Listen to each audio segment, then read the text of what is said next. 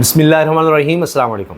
पाकिस्तान के सबसे मशहूर मारूफ कानूनदान एतजाज़ एहसन, जो कि पाकिस्तान के सीनियर तरीन आइनी और कानूनी माहिरीन में शामिल हैं, उनके बकौल पाकिस्तान में इलेक्शन के हवाले से, अवामी मैंडेट के हवाले से जो सबसे बड़ा मुजरिम है, सबसे बड़ा डाकू है, जिस पर आर्टिकल 6 लगना चाहिए, वो chief election commissioner Sikandar Sultan Raja हैं। आर्टिकल 6 का मतलब ये है कि गद्दारी का मुकदमा, आइन शिकनी का मुकदमा, ये है आर्टिकल 6। अब आर्टिकल 6 की कार्रवाई में सजाए मौत तक का जिक्र है। अब सोचिए ज़रा, इतना सख्त मौक़िफ़ रखते हैं एतजाज़ एहसन साहब, पाकिस्तान के सबसे मशहूर मारूफ कानूनदान, जिनकी बड़ी इज़्ज़त है, जो एक कामयाब वकला तहरीक चला चुके हैं। अब एतजाज़ एहसन बारहा इस बारे में बात कर चुके हैं और कहा उन्होंने कि जी ये इलेक्शन जो है ये धांधली ज़्यादा नहीं तो धांधला हुआ है, और किस तरह से इलेक्शन रिगिंग हुई है उन्होंने कहा कि तारीख़ में ऐसे कभी नहीं हुआ। और फिर उन्होंने फॉर्म 45 का जिस तरह से हवाला दिया कि वो असल दस्तावेज़ है और उस पर बहुत आराम से जनाब आप रिज़ल्ट सामने ला सकते हैं।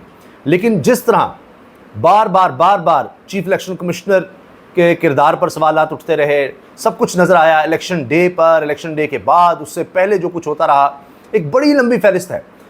तारीख़ में कभी नहीं हुआ कि इस तरह बल्ले का निशान छीना जाए एक पॉपुलर पार्टी से और लोगों को महरूम किया जाए, करोड़ों वोटर्स को महरूम किया जाए उस हक़ से कि जनाब वो किसको वोट डालना चाहते हैं, उनको पता नहीं चले अब हमने वोट किसको डालना है।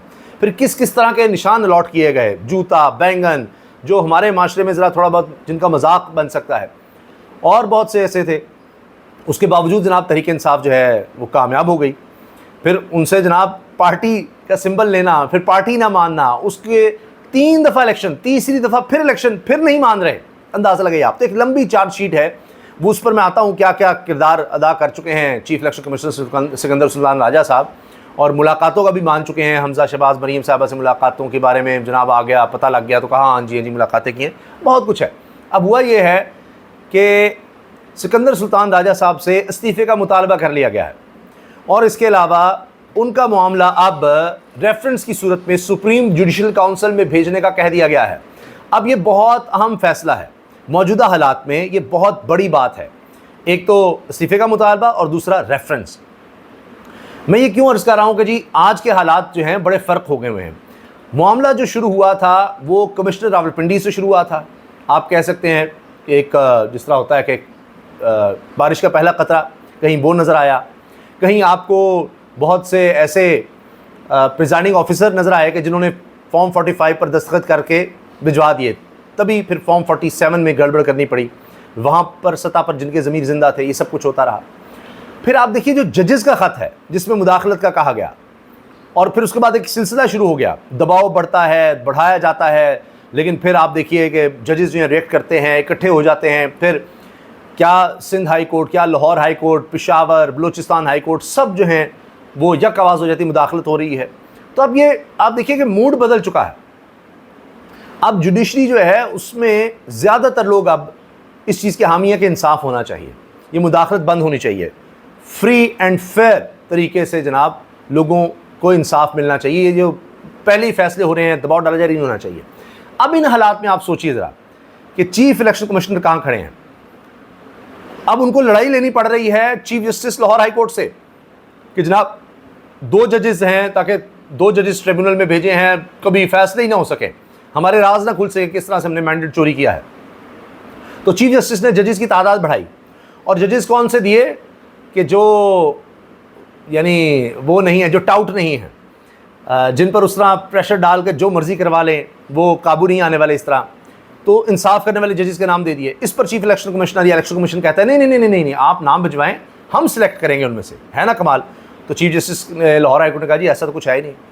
इस्लामाबाद के तीनों हल्के खुल चुके हैं, तीनों के तीनों हल्के खुल चुके हैं, और फॉर्म 45 जो है ओरिजिनल तस्दीक शुदा वो मंगवा लिए गए हैं अदालत की तरफ से। और उसमें अब ये भी रिमार्क्स आए कि इलेक्शन कमीशन का मसला क्या है, क्यों रिकॉर्ड नहीं दे रहा, ये रिमार्क्स आ चुके हैं। रिकॉर्ड कैसे दें, जहाँ पर 800 के आगे 1 लगा के 1800 कर देना है, जहाँ 0 को 8 कर देना है, 8 को 0 कर देना है, ये सब चीज़ें सामने आईं।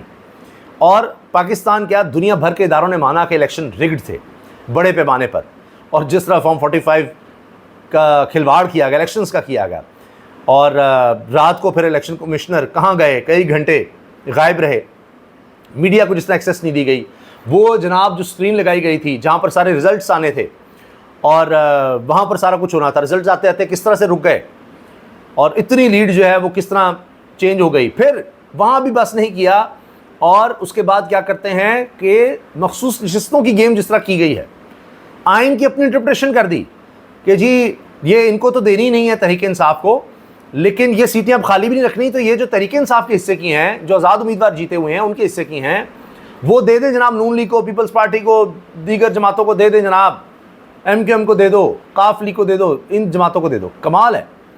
अच्छा IPP को दे दो, इन सब को दे दो। इसके साथ आप ये देखें कि यहीं से खिलवाड़, यानी आप देखिए क्या क्या किया गया है। और उसके बाद जिस तरह कहा गया कि जनाब ये जो आज़ाद अरकान हैं ये इनको तो हम दे नहीं सकते सीटें, और फिर सुप्रीम कोर्ट ने जिस तरह वो केस उड़ाया है वो सबके सामने है कि आप कैसे आइन की इंटरप्रिटेशन कर सकते हैं। हत्ता कि ये बाप पार्टी में हो चुका कि आज़ाद हैसियत में जीते वो साबका फाटा के अरकान, उसके बाद वो बाप पार्टी में शमूलियत इख्तियार की, उन आज़ाद को भी जनाब एक मखसूस हिस्सा मिल गई थी खातून की। तो ये सब होता रहा। तो ये बहुत सी एक लंबी फहरिस्त चार्जशीट है। तो अब तहरीक इंसाफ की तरफ से मुतालबा आ गया है कि इस्तीफ़ा दें और उनका मामला जो है सुप्रीम जुडिशल काउंसिल भी ले जाया जा रहा है। और अब ये अगर तहरीक इंसाफ मजबूत केस बनाकर ले जाती है और ज़ाहिर है कि एतजाज़ एहसन जैसे वकला भी उनके साथ होंगे, तो मामला जो है बड़ा संगीन हो जाएगा चीफ इलेक्शन कमिश्नर सिकंदर उस्तान राजा के लिए। जब से इलेक्शन हुए हैं खामोश है चीफ इलेक्शन कमिश्नर, खामोश, कोई बात नहीं, कोई स्टेटमेंट नहीं, कोई कुछ नहीं। होता है कि जिस तरह मुहावरा है ना, किसी को मुंह दिखाने के काबिल नहीं छोड़ा, तो वो हो चुका है कि वो सामने नहीं आ सकते। वो फॉर्म 45 के ऊपर जो रिज़ल्ट है, उसके बाद जो फॉर्म 47 जारी किया गया है, जो रिकाउंटिंग करके मज़ीद सीटें जो तहरीक इंसाफ जीत चुकी थी वो दोबारा नून लीग की झोली में डालने की कोशिश की गई, जिसमें फिर अदालतें रुकावट बन गई कि ये किस तरह से जारी हो चुके, ओथ ले लिया गया, फिर रिकाउंटिंग कर दी, ट्राइब्यूनल्स बन चुके हैं, रिकाउंटिंग कर दीजिए, नहीं रिकाउंटिंग आ रही है, और रिजेक्ट करते चले गए तहरीक इंसाफ के वोट्स, और जनाब नहीं यहाँ से भी नून लीग जीती है। वो दोबारा जो विकटें उड़ी हैं, वो देखिए कितनी शर्मिंदगी है। एक एक चीज़ सबके सामने है। पाकिस्तान की तारीख में इतनी धांधली कभी नहीं हुई। सलमान राजा का हल्का आप देख लीजिए, जिस पर वो इदारे जो नून लीग के करीबी समझे जाते हैं, उन्होंने भी कहा जी इतनी रिगिंग तो नहीं जी, इतनी रिगिंग, इतनी दो नंबरी कोई सोच भी नहीं सकता। अच्छा ये तक हुआ कि ये जो 3 महीने से आप देख रहे हैं ट्विटर, जिसको आप एक्स कहते हैं, एक्स ऐप बंद है, हुआ ये कि लोगों ने प्रिजाइडिंग अफसरान जिन्होंने करप्शन की, ये धांधली की, उनकी तस्वीरें शेयर करना शुरू कर दी। और ये तक रिपोर्ट हुआ कि जी किसी का बाप जा रहा है नमाज़ पढ़ने, तो लोग कहते हैं जी आपका बेटा तो हराम कमाता है, उसने ये सब किया, अवाम मैंडेट पर डाका डाला। ये सूरत हाल रही, तो फिर जनाब एक्स को बंद कर दिया जाए कि ये तो जी अफसरान जो है एक्सपोज हो रहे हैं।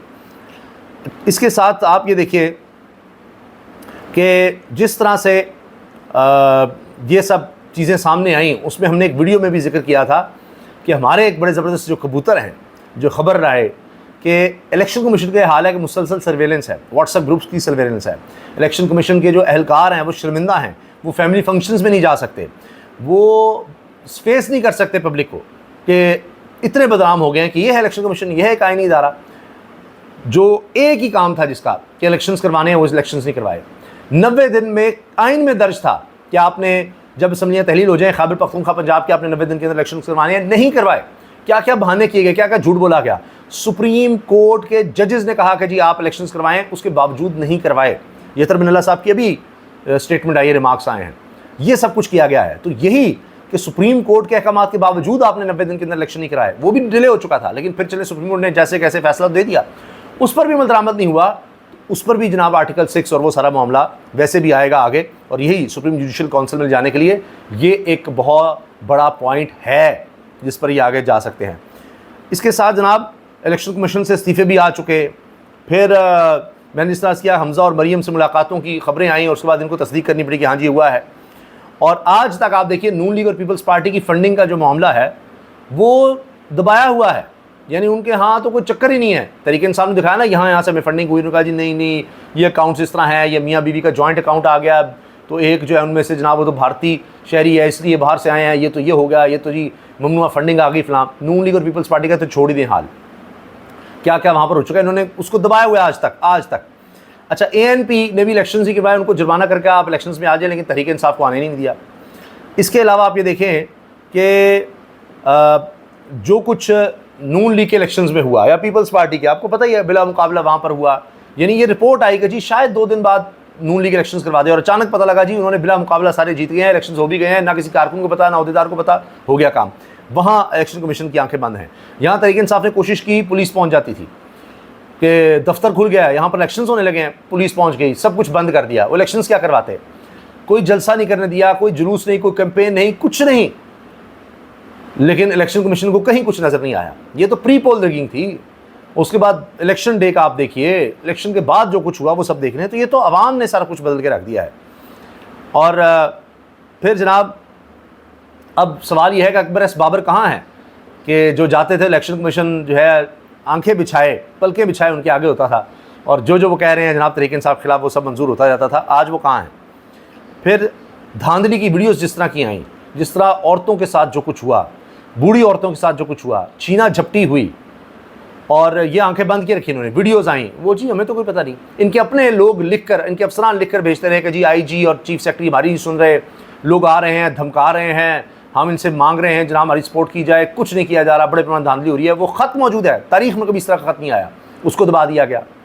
चीफ कमिश्नर रावलपिंडी उन्होंने कहा कि जी रिगिंग हुई है, उसमें chief justice chief election commissioner मुलव्वस हैं और मैं अपनी जान ले लेना चाहता था, उसने सारा कुछ कहा। वो अब गायब है, कोई पता ही नहीं उनकी स्टेटमेंट कहाँ है, कभी अब सामने नहीं आ रहे। ये सब कुछ होता रहा। तो अब जनाब ये सब चीज़ें एक चार्जशीट बन चुकी हैं। आज नहीं तो कल ये सारे मामला तो अब चीफ इलेक्शन कमिश्नर के खुलेंगे ही खुलेंगे। इजाज़त दीजिए, अल्लाह हाफ़िज़।